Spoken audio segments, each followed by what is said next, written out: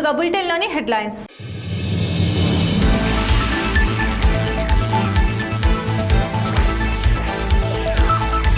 పేద ప్రజలకు తమ ప్రభుత్వం అండగా ఉంటుంది. కొడంగల్ ఎమ్మెల్యే పట్నం నరేందర్ రెడ్డి.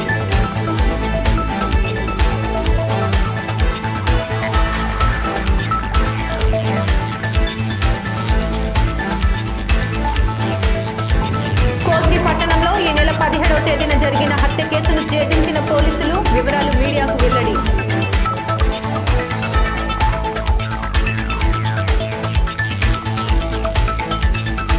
ఉమ్మడి జిల్లా వ్యాప్తంగా ఆర్టీసీ కార్గో సేవలు నిరంతరాయంగా కొనసాగిస్తాం.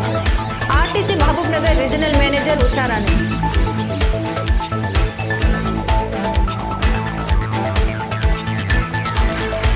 రాష్ట్ర ప్రభుత్వం ఏర్పాటు చేసిన ఎల్ఆర్ఎస్ కు నిరసనగా రంగారెడ్డి జిల్లా ఇబ్రహీంపట్నంలో ర్యాలీ నిర్వహించి సబ్ రిజిస్టర్ ఆఫీసును బీజేపీ నాయకులు కార్యకర్తలు ముట్టడించారు. ఈ కార్యక్రమంలో పార్టీ రాష్ట్ర కార్యవర్గ సభ్యులు కొత్త అశోక్ గౌడ్, అర్జున్ రెడ్డి, నియోజకవర్గ కార్యదర్శి నాయని సత్యనారాయణ, బీజేపీ సీనియర్ నాయకులు కార్యకర్తలు పాల్గొన్నారు.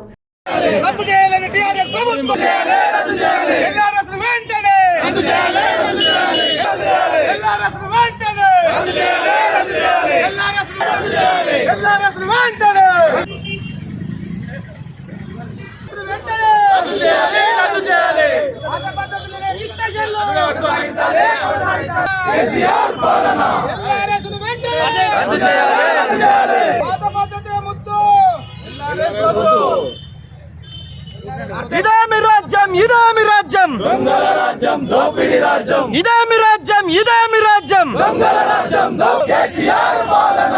ఇదేమి రాజ్యం, ఇదేమి రాజ్యం, దొంగల రాజ్యం, దోపిడీ రాజ్యం. ఇదేమి రాజ్యం, ఇదేమి రాజ్యం, ఇదేమి రాజ్యం, ఇదేమి రాజ్యం, దొంగల రాజ్యం, దోపిడీ రాజ్యం.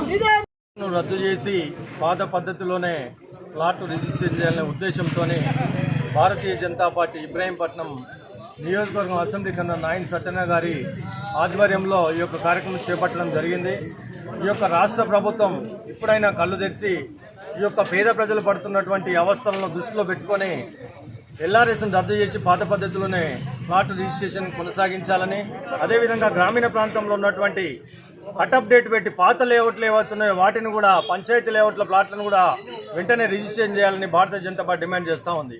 గత 20-30 సంవత్సరాల నుంచి కూడా పేద ప్రజలు, గ్రామీణ ప్రాంత ప్రజలు రూపాయి ఒక దగ్గర పెట్టి 1,50,000 ఉన్నటువంటి ప్లాట్లు ఈరోజు 10 నుంచి 15-20 లక్షల రూపాయలు అవుతున్న సందర్భంలో వారి యొక్క పిల్లల పెళ్లి కోసమనో లేదా ఎడ్యుకేషన్ కోసం అని చెప్పేసి ప్లాట్లు కొని ఈరోజు అమ్మడానికి పోతే గత 3 నెలల నుంచి కూడా సబ్ రిజిస్ట్రేషన్ ఆఫీసులో ప్లాట్ రిజిస్ట్రేషన్ కావడం లేదు. ఎల్ఆర్ఎస్ను వెంటనే రద్దు చేసి ఈ యొక్క ప్లాట్లను పాత పద్ధతిలో రిజిస్ట్రేషన్ చేయాలని భారతీయ జనతా పార్టీ డిమాండ్ చేస్తా ఉంది. రైతు గుండె రగిలింది, రణం చేయి కదిలింది అంటూ గత 23 రోజుల నుండి ఢిల్లీ సరిహద్దుల్లో నూతన వ్యవసాయ చట్టాలను రద్దు చేయాలని రైతులు చేస్తున్న ఉద్యమ పోరాటంలో గడ్డకట్టిన చలిలో సుమారుగా 30 మంది రైతులు ప్రాణాలు కోల్పోయారని, అయినా కేంద్ర ప్రభుత్వం నిర్లక్ష్యంగా వ్యవహరిస్తోందని, వెంటనే రైతులకు నష్టం వాటిల్లే నూతన వ్యవసాయ చట్టాలను రద్దు చేయాలని ఢిల్లీలో పోరాటం చేస్తున్న రైతులకు మద్దతుగా రంగారెడ్డి జిల్లా షాద్నగర్ పట్టణంలో ప్రజా సంఘాల ఆధ్వర్యంలో స్థానిక ఎంపీడీఓ కార్యాలయం నుండి షాద్నగర్ చౌరస్తా వరకు పెద్ద ఎత్తున ర్యాలీ నిర్వహించారు.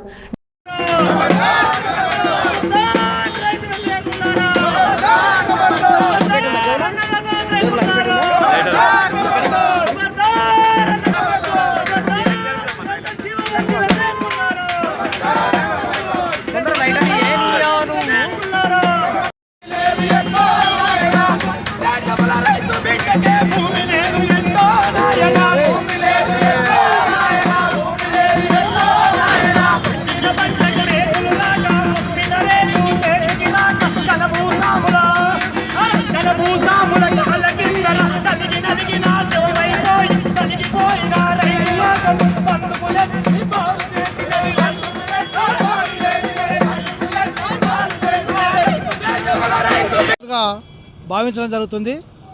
భారతదేశంలో ఎన్నడూ లేనటువంటి రైతు వ్యతిరేక చట్టాలను తీసుకొచ్చినటువంటి ఈ ప్రభుత్వము ఎప్పుడైతే ఈ చట్టాలను తీసుకొచ్చిందో అది నియంత్రిత ప్రభుత్వంగా మారిపోయిందనడానికి వారి యొక్క అహంభావం కానీ వారి యొక్క ఈ ప్రభుత్వం యొక్క ఏదైతే నియంత్రిత పోకడలు కానీ లేదా కేవలము తమ ఆధీనంలోనే మొత్తం ఉండాలి, పెట్టుబడిదారు వ్యవస్థ యొక్క ఆధీనంలోనే ఈ దేశం నడవాలని చెప్పి కోరుకుంటుంది ఈ యొక్క మోడీ ప్రభుత్వం.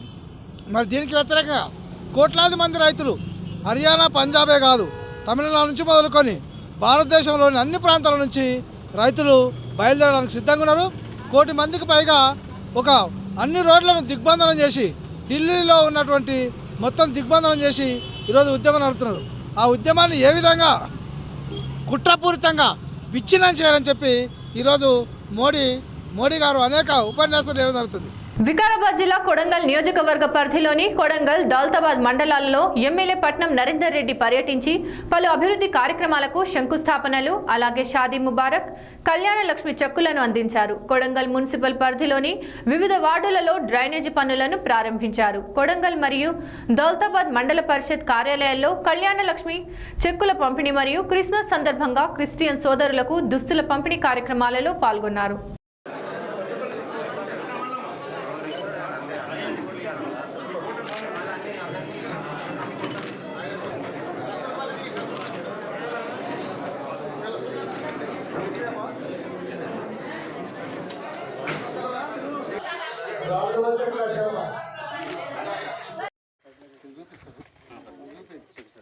ఆల్రెడీ పెట్టాం సార్ కౌన్సిల్లో.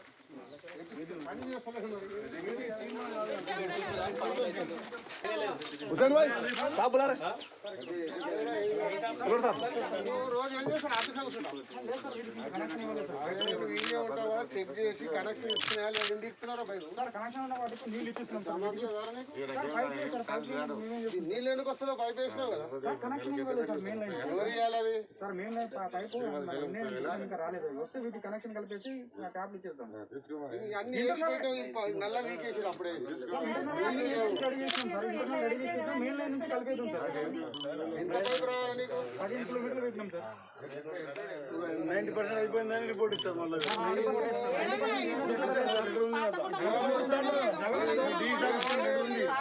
90% కొడంగల్లో కంప్లీట్.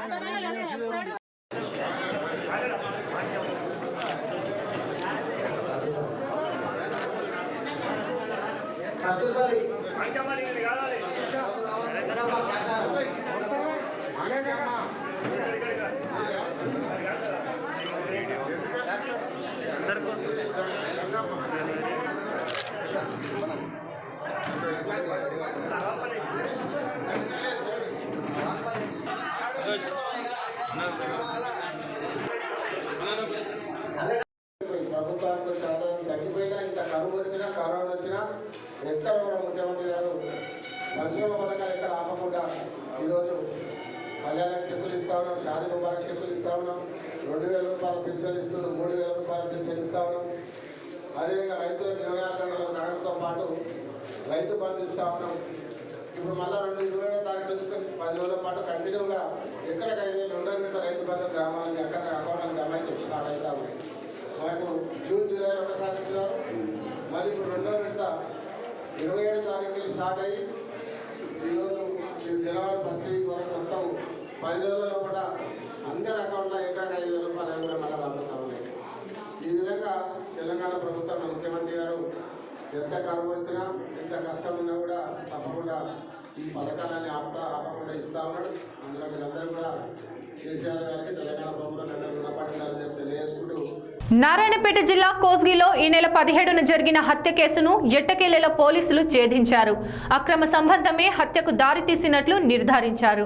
కట్టుకున్న భార్య లక్ష్మి తన ప్రియుడితో కలిసి పథకం ప్రకారం తన భర్త ఆంజనేయులను హత్య చేయాలని నిర్ణయించుకున్నారు. ఈ నెల 17న రాజు ఆంజనేయులతో కలిసి బాగా మద్యం సేవించి సాయంత్రం 6 గంటలకు కోస్గి బస్ డిపో సమీపంలో ఆంజనేయులను చేయి మణికట్టు కోసి హత్య చేశాడని పోలీసులు తెలిపారు. నిందితునిపై 302 ప్రకారం హత్య కేసు నమోదు చేశామని పోలీసులు పేర్కొన్నారు. అయితే ఏవన్గా ఉన్న నిందితుడు రాజు పరారీలో ఉన్నాడని, త్వరలోనే పట్టుకుంటామని డీఎస్పీ మధుసూదన్ రావు తెలిపారు. రాములమ్మ అని చెప్పి వర్షాపూర్ గ్రామానికి చెందిన మహిళ దరఖాస్తు మీద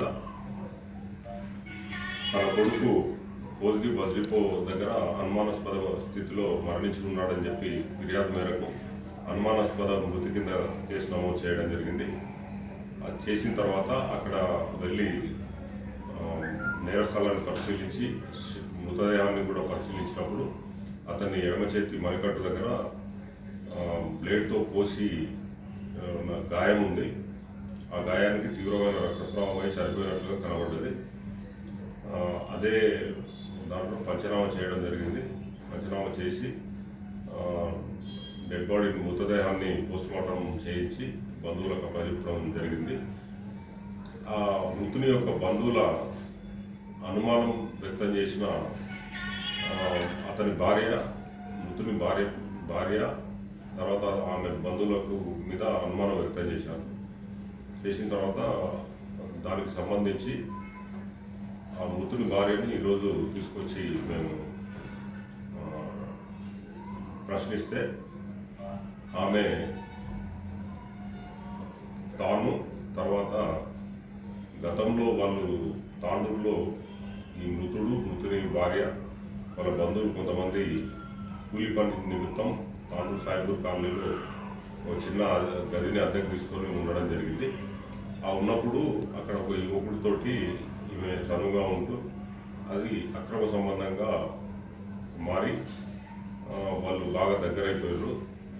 అయిపోయిన తర్వాత ఈ మృతుడు సరిగా పనిచేయకుండా తాగి ఈమెను వేధించడం కూడా ఈమె బాగా మనస్తాపానికి గురై ఎలాగైనా ఇతన్ని చంపేయాలనే నిర్ణయానికి వచ్చి తిరిగి వీళ్ళ ఊరికి వచ్చిన తర్వాత అతనితోటి రెగ్యులర్గా మాట్లాడుతూ ఫోన్లో అతన్ని 17వ తేదీ ఇక్కడికి పిలిపించి అతని ఈ మృతునితోటి కలిసి ఈరోజు ఏదో రకంగా అతన్ని హత్య చేయాలని చెప్పి వీళ్ళు పథకం వేసుకోవడం జరిగింది.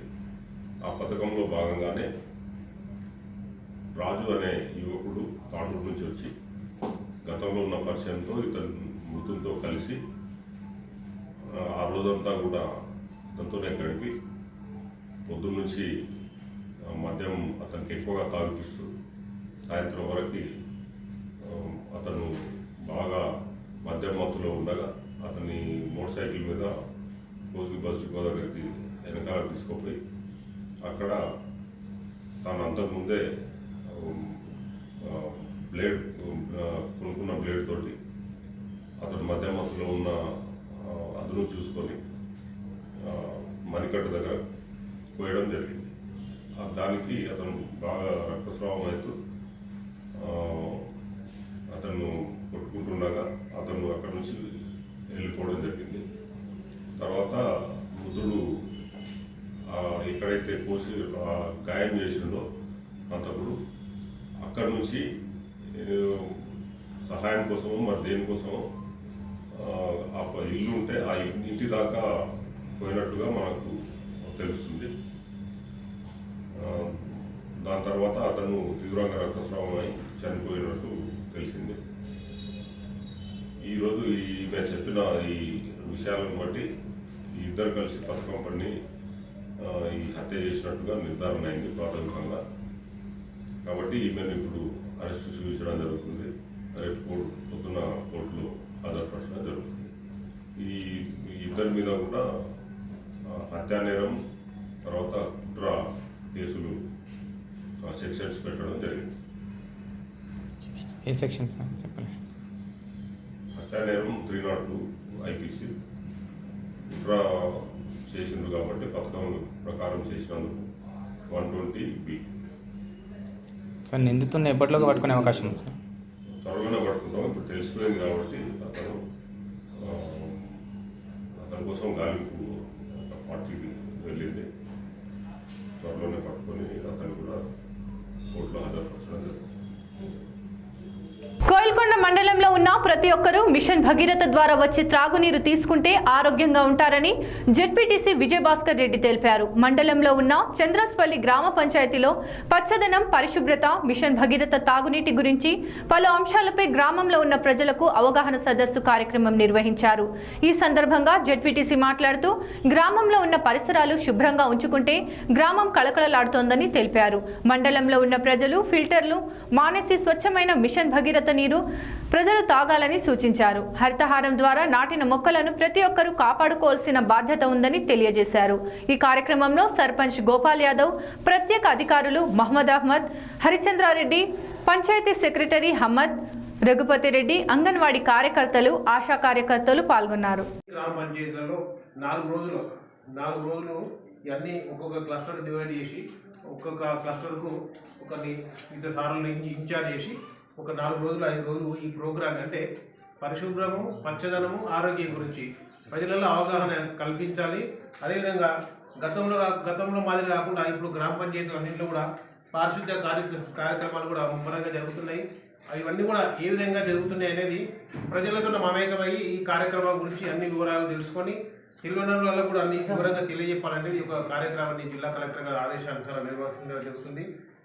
దీంట్లో మనకు ముఖ్యమైనది ఏంటంటే త్రాగునీరు అనేది ఒకప్పుడు మనం సురక్షితమైన నీళ్లు తాగాలంటే చాలా ఇబ్బంది పడుతుంది. ప్రతి ఒక్కరు కూడా ఊర్లో ఉన్న ఒక ఫిల్టర్ మీద ఆధారపడి, లేకుంటే పక్కన వేరే ఊర్లో ఉంటే అక్కడికి వెళ్ళి ఫిల్టర్ నీళ్ళు తీసుకొని వచ్చి తాగడం అయినప్పటికీ కూడా మనకి ఇవాళ మిషన్ భగీరథ ద్వారా ప్రభుత్వము ఇంటింటికి నల్లలను ఏర్పాటు చేసి ప్రతి ఒక్కరికి కూడా రోజుకు 170 లీటర్ల నీటిని యావరేజ్గా సరఫరా చేస్తుంది. కాబట్టి అంటే అది మనకి ఎంత సురక్షితమైనది నీరు, దీనికి ప్రజలలో చాలా ఇప్పటికీ చాలా మందిలో కొన్ని అపోహలు ఉన్నాయి. ఎందుకంటే ఈ నీళ్ళు తాగితే మోకాళ్ళ నొప్పులు వస్తున్నాయని. అందుకే ఇప్పటికి కూడా మన ఊర్లో కూడా పొద్దున్నే పోయి మన వాళ్ళ బాయిగా బోర్ దగ్గర పోయి నీళ్ళు పట్టుకొచ్చి చూస్తూనే. కోయిల్కొండ మండలంలో ఉన్న గార్లపాడు గ్రామ పంచాయతీని మండలంగా ఏర్పాటు చేయాలని గిరిజన సేవా సంఘం జిల్లా ఉపాధ్యక్షులు రాము నాయక్ తెలిపారు. కోయిల్కొండలో ఏర్పాటు చేసిన విలేకరుల సమావేశంలో ఆయన మాట్లాడుతూ కోయిల్కొండ మండలంలో గ్రామాలు ఎక్కువగా ఉన్నందున ప్రభుత్వ కార్యాలయాల్లో పనులు వేగవంతంగా అవ్వడం లేదని ఆయన తెలియజేశారు. గార్లపాడు గ్రామ పంచాయతీ అన్ని గ్రామాలకు అనుకూలంగా ఉంది. ప్రతి ఒక్కరూ గార్లపాడు గ్రామ పంచాయతీ మండలంగా కావాలని కోరుకుంటున్నారని తెలియజేశారు.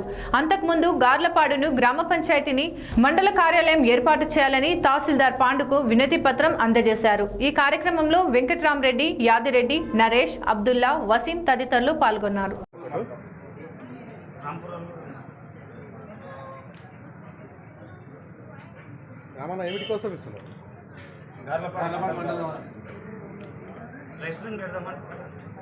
మండలంగా ఏర్పాటు చేయాలని చెప్పి దాదాపు 15 గ్రామ పంచాయతీల నుంచి తీర్మానం కూడా అడిగినాము. మరి ఆ తీర్మానం ఇయ్యనికి కూడా సర్పంచ్లు కానీ, ఎంపీటీసీలు కానీ, మరి వివిధ ప్రజాప్రతినిధులు అందరూ కూడా మరి గార్లపాడు మాకు మండలం అయితే మరి ప్రజలకు అన్ని సౌకర్యము కలిగే అవకాశాలు ఉన్నాయని చెప్పి మరి అందరూ కోరుతున్నారు. దానిలో భాగంగానే మళ్ళీ ఈరోజు మరి ఎంఆర్ఓ గారికి మరి ఆ మెమోరాండం ఇవ్వడం జరిగింది. 44 గ్రామ పంచాయతీలు ఉండడం వలన మరి పని భారం కూడా మరి అధికారులకు ఎక్కువై మరి ప్రజలకు సరి అయిన సమయంలో మరి పనులు జరగడం లేదు. ఒక రోజు అయ్యే పని దాదాపు 15 రోజులు తిరగవలసి వస్తుంది. కాబట్టి గార్లపాడు అన్ని వసతులు కలిగిన గార్లపాడు అన్ని గ్రామాలకు సెంటర్లో మరియు ల్యాండ్ ప్రభుత్వ భూములు కూడా మరి అక్కడ భవనాలు ఏర్పాటు చేయడానికి కూడా అన్ని విధాలుగా మరి మేము దాదాపు 2 నెలల నుంచి మరి ఎక్కడైతే ఈ 2వ మండలం ఎక్కడైతే ఏర్పాటు చేయాలని చెప్పి దాదాపు 15 గ్రామ పంచాయతీల మరి ప్రజలందరూ కోరుకునే విధంగా మరి గార్లపాడు అయితేనే అన్ని గ్రామ పంచాయతీలకు దగ్గర అవుతుంది, అనుకూలంగా అవుతుంది, రోడ్డుకు దగ్గర అవుతుంది. మరి మహబూబ్ నగర్ నుంచి మరి కొద్ది దూరంలోనే మరి దమాయపల్లి కాడ నుంచి మరి అక్కడి నుంచి దమాయపల్లి లింగుపల్లి వరకు మరి అదేవిధంగా ఇక్కడ రాంపూర్ మరి పెరికిడ్ వరకు అవసరం అనుకుంటే మణికొండ వారు కూడా మరి ఈ యొక్క గార్లపాడు మండలం అయితే మేము కూడా ఇక్కడనే వస్తామని చెప్పి కోరుతా ఉన్నారు. కావున గతంలో మరి ఒక నెల ముందల మరియు ఎమ్మెల్యే గారితో కూడా ఇది సంప్రదింపు జరపడం జరిగింది. మళ్ళీ ఎమ్మెల్యే గారు కూడా మరి సానుకూలంగా స్పందించి తప్పకుండా ఏమైనా అవకాశాలు ఉంటే మీ మండలాన్ని మహబూబ్ నగర్ ఉమ్మడి జిల్లా వ్యాప్తంగా ఆర్టీసీ కార్గో సేవలు నిరంతరాయంగా కొనసాగుతున్నాయని RTC Mahabubnagar regional manager Usharani తెలిపారు. మహబూబ్ నగర్ ఆర్టీసీ ఆర్ఎం కార్యాలయాల్లో ఏర్పాటు చేసిన మీడియా సమావేశంలో ఆమె మాట్లాడారు. ఉమ్మడి జిల్లా వ్యాప్తంగా 9 బస్ డిపోల్లో కార్గో కౌంటర్లు ఏర్పాటు చేశామని, ఇవే కాకుండా మేజర్ బస్టాండ్లైన పాలెం, కొత్తకోటల్లో కూడా కార్గో సేవలు అందుబాటులోకి తెచ్చామని ఆమె వివరించారు. ఉమ్మడి జిల్లా వ్యాప్తంగా 56 పార్సల్ అండ్ కొరియర్ ఏజెన్సీలను కూడా ఏర్పాటు చేశామని ఆమె వివరించారు. నమస్తే అండి, నా పేరు ఉషాదేవి. మహబూబ్ నగర్ రీజన్, ఉమ్మడి మహబూబ్ నగర్ జిల్లా రీజనల్ మేనేజర్ని.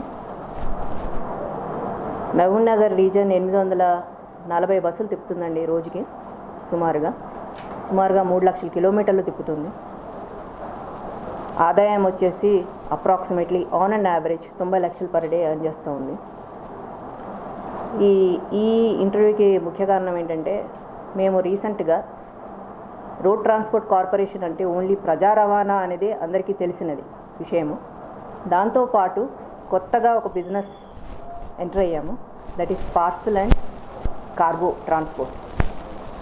ఈ పార్సల్ అండ్ కార్గో ట్రాన్స్పోర్ట్ అన్నది మన ఆనరబుల్ సీఎం గారి బ్రెయిన్ చైల్డ్. ఆయన ఉద్దేశం ఏంటంటే, మీ రవాణా, మీ బస్సులు మీకు ఉన్నాయి, మీకు సిబ్బంది ఉన్నారు, మీ బస్ స్టేషన్స్ అంటే పర్మనెంట్ బస్ స్టేషన్స్ ఉన్నాయి కాబట్టి ఈ రిసోర్సెస్ అన్నీ వాడుకొని మీరు ఈ కార్గో అనేది ఎందుకు ప్రారంభించద్దు అనేది ఒక ఐడియా చెప్పారు. దాంతో మేము మే 2020 నుంచి ఆనరబుల్ మినిస్టర్ గారు పువ్వాడ అజయ్ కుమార్ సార్ ప్రారంభం చేశారు 19th మే నుంచి. అప్పటి నుంచి we started this parcel and courier services. Parcel and courier services ఏంటంటే, మాకు ఇక్కడ ఇన్వెస్ట్మెంట్ ఏమీ లేదండి. డైలీ మా బస్సెస్ ఏ డెస్టినేషన్స్కి అయితే వెళ్తున్నాయో ఆ డెస్టినేషన్స్ అన్నిటికీ ఈ పార్సల్స్ అండ్ కొరియర్స్ని మేము అందజేస్తుంటాం.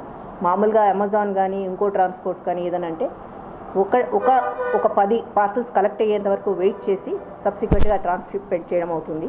It will take minimum 24 hours to 48 hours. మాదేంటంటే అంటీన్ నెంబర్ ఆఫ్ బస్సెస్ అక్కడ బుక్ చేయగానే ఇమీడియట్లీ ట్రాన్స్షిప్మెంట్ చేసే ప్రయత్నం చేస్తుంటాం మేము. ఇప్పుడు వరకు అంటే ఈ ఉమ్మడి మహబూబ్నగర్ జిల్లాలో 9 డిపోల్లో 9 బస్ స్టేషన్స్లోని మేజర్ కౌంటర్స్ ఉన్నాయి. అవి కాకుండా మేజర్ పాయింట్స్లో లైక్ ఆలంపూర్ కానివ్వండి, కొత్తకోట కానివ్వండి, అదర్ మేజర్ బస్ స్టేషన్స్లో మేము కౌంటర్స్ని ఏర్పాటు చేసాము. అట్లాగా సుమారుగా ఒక 56 పార్సల్ అండ్ కొరియర్ ఏజెంట్స్ని కూడా ఐడెంటిఫై చేశాము. ఈ మండల్ ఏజెంట్స్ ఏంటంటే, ఒక సెక్యూరిటీ డిపాజిట్ 1000 రూపాయలు, మండల్ అయితే 1000 రూపాయలు, డిస్ట్రిక్ట్ అయితే 5000 రూపాయలు సెక్యూరిటీ డిపాజిట్ పెట్టేసి వాళ్ళ ఏజెన్సీ తీసుకొని కొరియర్ పార్సల్స్ని ట్రాన్స్షిప్మెంట్ చేయొచ్చండి. ఈ ప్రజలకి మా ఆర్టీసీ నుంచి ఒక రిక్వెస్ట్ ఏంటంటే, ప్రజా రవాణాని మీరు ఎంకరేజ్ చేస్తే ఒక 2 ఇష్యూస్ చెప్పదలుచుకున్నానండి. ఇప్పుడున్న పొల్యూషన్ ఇంక్రీజ్తోని అందరూ ప్రజా రవాణాని ఆదరిస్తే ఈ పొల్యూషన్ లెవెల్స్ అనేవి కూడా తగ్గుతాయండి. అట్ ది సేమ్ టైం మా సర్వైవల్ కోసం అనేసి మేము సెల్ఫ్ సఫిషియెంట్గా ఉండాలనేసి వేరియస్ బిజినెస్లోకి వెళ్ళే ప్రయత్నంలో ఇదొకటి చేశాము. సో మాకు సహకరించి దీన్ని బాగా వాడుకుంటే మేము చాలా మినిమం రేట్స్లో మీకు ఈ సర్వీసెస్ అందజేస్తామండి. ఇప్పుడు వరకు మన మహబూబ్ నగర్ రీజన్లో 1,20,000 parcels without any single complaint, అడపా ఒకటి అరా వచ్చి ఉంటాయి, బట్ దట్ ఈస్ ఫ్రాక్షనల్. ఉన్న కంప్లైంట్స్లో 3-4 కంప్లైంట్స్ వచ్చాయి. 1,20,000 పార్సల్స్ని వితౌట్ ఎనీ కంప్లైంట్స్, ఒక 3 కంప్లైంట్స్ నుంచి మేము డెస్టినేషన్స్కి చేర్చగలిగినాము. At the same time equal amount of parcels తెలంగాణలో డిఫరెంట్ డిస్ట్రిక్ట్స్ నుంచి మహబూబ్ నగర్ డిఫరెంట్ ఏరియాస్కి రిసీవ్ అయిన పార్సల్స్ కూడా 1,50,000 దాకా ఉంటాయి. ఇది cumulative figure. On and average రోజుకి మేము 60,000 రూపాయలు ఈ పార్సల్ అండ్ కొరియర్ మీద ఈ జిల్లాకు వస్తుందండి. 60,000 రూపీస్ అంటే నెలకి మాకు ఆదాయం మీరు ఊహించుకోవచ్చు. అండ్ ఈ సెంటర్స్లో మేము డిప్లాయ్ చేసింది మా సిబ్బంది మాత్రమే అక్కడ వర్క్ చేస్తున్నారు. మేము అడిషనల్గా ఎవరికి ఎంగేజ్ చేసుకున్నది లేదు. మా ఉన్న రిసోర్సెస్తోని మేము ఈ సర్వీసెస్ అనేది ఎక్స్టెండ్ చేస్తున్నాం. పాలమూరులోని అయ్యప్ప కొండపై ఈ నెల 25వ తేదీన మహాపడి పూజ కార్యక్రమాన్ని నిర్వహిస్తున్నామని అయ్యప్ప సేవ సమాజం అధ్యక్షుడు భగవంతరావు తెలిపారు. పాలమూరులోని అయ్యప్ప కొండపై ఏర్పాటు చేసిన మీడియా సమావేశంలో ఆయన మాట్లాడారు. 25వ తేదీన సుప్రభాత సేవ, 5:30 గంటలకు గణపతి నవగ్రహ హోమం, 6 గంటలకు నిత్యాభిషేకం, 8:30 గంటలకు రక్తదానం, 9 గంటలకు తూర్పు కమాన్ నుంచి రామాలయం వరకు కలశ మరియు పల్లకి ఊరేగింపు, 11 గంటలకు అష్టాభిషేకం, మధ్యాహ్నం 1 గంటలకు అన్నదానం, సాయంత్రం 6:30కు పూలాభిషేక కార్యక్రమాలు ఉంటాయని ఆయన వివరించారు. అయ్యప్ప భక్తులు పెద్ద ఎత్తున తరలి రావాలని ఆయన విజ్ఞప్తి చేశారు. శరణం. అయ్యప్ప మహాపూజ నిమిత్తము 25 తేదీ ప్రతి సంవత్సరం మాదిరిగానే ఈ సంవత్సరం కూడా ఈ జరగబో మహాపూజకు ఇక్కడికి విచ్చేసిన పాత్రికేయులు, ఎలక్ట్రానిక్ మీడియా మరి అందరికీ అయ్యప్ప స్వామి ఆశీర్వాదాలు. ఇక్కడ నేను భగవంతరావును, తర్వాత నా పక్క స్థానంలో ఉన్నారు ముత్యం స్వామి గారు, మరి ఇటు పక్కకేమో పంబరాజు గారు, మరి ఆ పక్కకేమో సాంబశివస్వామి, ఆ పక్కకు విజయకుమార స్వామి, కుమారస్వామి, తర్వాత మల్లాద్రి స్వామి, మెట్టికాడి శ్యామస్వామి, తర్వాత వెంకటేశ్వర స్వామి, మానీషా స్వామి, అయ్యప్ప పూజారి, మెయిన్ వెంకటేష్ మోహన్ సంతు స్వామి, బాలుస్వామి, మీ పేర్లు శిల్పస్వామి, అందరు మొత్తము ఈ అయ్యప్పలందరూ అహోరాత్రులు పనిచేస్తున్నారు స్వామి. మరి ఈ యొక్క అయ్యప్ప మీకు ఇప్పుడు ఒక ఆహ్వానం ఇచ్చారు. ఆ ఆహ్వానం లోపట ఎల్లుండి జరగబోయే కార్యక్రమాలు ఏమైతే ఉన్నాయో మరి ఆ కార్యక్రమాలు నేను ముందు చెప్తూ తదుపరి ఈ యొక్క అయ్యప్ప టెంపుల్ ఏ విధంగా అభివృద్ధి చెందింది, దీనికి అభివృద్ధి చెందటందుకు ఎవరెవరు తోడ్పడ్డారు, మరి ఇంకా మునుముందు ఎక్కడ ఏమేమి జరగబోతున్నాయనే విషయాలు కూడా మీ అందరికీ తెలియజేస్తాం స్వామి. ఆ రోజు ఉదయం 5:30 గంటలకు ప్రభాస్ సేవ ఉంటుంది. 6:30 గంటలకు గణపతి హోమం, తర్వాత 9 గంటలకు యావత్ భారతదేశంలో కూడా ఎవ్వరు కూడా అయ్యప్పలు ముందుకొచ్చి రక్తదానం శిబిరం ఇది 8వ సంవత్సరం మన మహబూబ్నగర్ అయ్యప్పలు, ప్రత్యేకంగా ఈ పాలమూరు అయ్యప్పలు ఏదైతే ఉందో ప్రతి సంవత్సరం ఒక 150 మంది మనకి యొక్క రక్తదాన శిబిరంలో పాల్గొనడం, దానికి లోకల్ ఉన్న మంత్రులు కానీ లేకపోతే కలెక్టర్ కానీ ఎవరే కానీ వచ్చి దాన్ని ఇనాగ్రేట్ చేయడం, ప్రతి సంవత్సరం 150 యూనిట్లు మనం ఇస్తున్నాం. మరి దీక్షలో ఉండి వారు 40 దినాలు కఠోర దీక్ష, ఈ దీక్షలో ఉండి కూడా మరి రక్తదానం ఇస్తున్నా అంటే ఒక దాని యొక్క ఉద్దేశం ఏంటంటే సాటి మానవునికి మనం సహాయపడాలి. మనం ఏదో మాల వేసుకొని మాలల్నే ఉండి మనం అయ్యో అయ్యప్ప అయ్యప్పనే కాదు, అయ్యప్ప ద్వారా ఇతరులకు కూడా మనం సహాయం చెందాలనే ఉద్దేశంతో మహబూబ్నగర్ అయ్యప్ప సేవా సమాజం తరఫున ప్రత్యేకంగా ఈ యొక్క రక్తదానము ప్రతి సంవత్సరం కూడా ఇచ్చడం ఏర్పాటు చేస్తుంది. వారు మనకు రెడ్ క్రాస్ సంస్థ నుంచి కూడా మనకు ఫస్ట్ ప్రైజ్ కూడా ఇచ్చుకొని జరిగింది.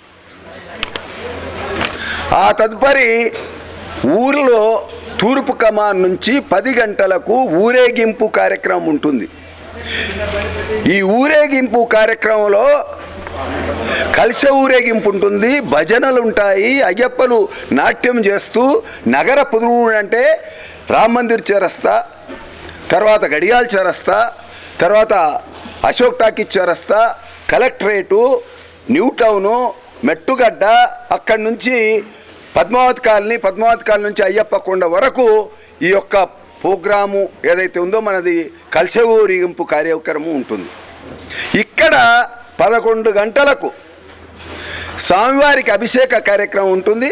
ఈ అభిషేక కార్యక్రమం లోపల ఇక్కడ స్వామివారికి అన్ని విధాల అభిషేకం చేస్తారు. అభిషేకం పాలతో అంటే పంచామృతం, పెరుగుతో, మధురం తేనెతో, తర్వాత చక్కెరతో, తర్వాత టెంకాయ నీరుతో, ఈ విధంగా మరి విభూతితో, చందనముతో అన్ని విధాల అభిషేక కార్యక్రమం తర్వాత ఇక్కడ 1 గంటకు అయ్యప్ప సేవా సమాజంచే మహబూబ్నగర్ భక్తులకు అయ్యప్పలకు అందరికీ ఇక్కడ అన్నదాన కార్యక్రమం ఉంటుంది. వార్తలు ముగించే ముందు హెడ్లైన్స్ మరోసారి.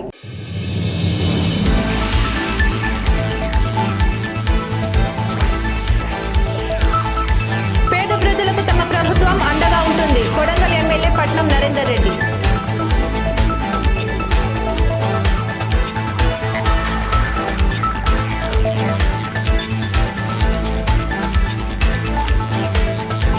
కోస్గి పట్టణంలో ఈ